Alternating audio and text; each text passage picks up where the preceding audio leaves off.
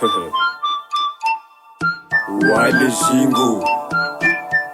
les jingos qu'on appelle Fayawana. Engo, Fayawana. Mi fur, manana sur. Mi fur, mi fab tuk. Mi fur, mandinik tiha tuk. Dem fab tus, fama ita fotsu. Mi fur, manana sur. Mi fur, mi fab tuk. Mi fur, mandinik tiha tuk. Dem fab tus, fama ita fotsu. Pamaraki pakantingo sa mi alime. Timaneki na wambani fa mi domine. Masaky som preva zao ty fotony. Amiako anao ty tapatapany sombisomby. Boom bap forever ka tsy mila mizazoro.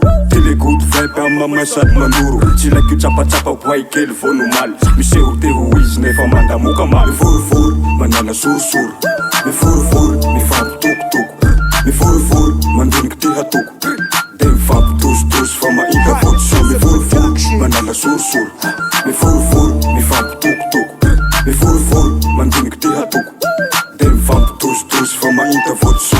Potony miketsiky natabarbo. Milavy anaty resto. Fa tsikitsiky mena anaty ghetto. Mivy mihoity fa tsy raorao. Nataroily Batman zay mikata zay style. Araky pataky sabrotsaky tekitso eranaiky. Ty olo iaby le mieky, le finatota zaiky.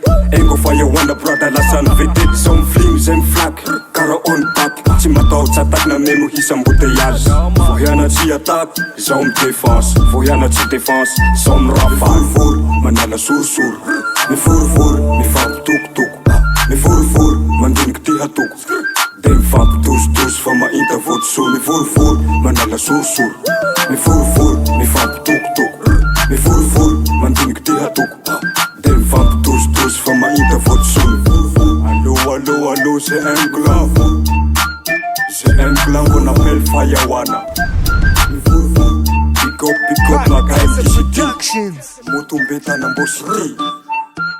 Poto am tanana. Mi fur partie 2.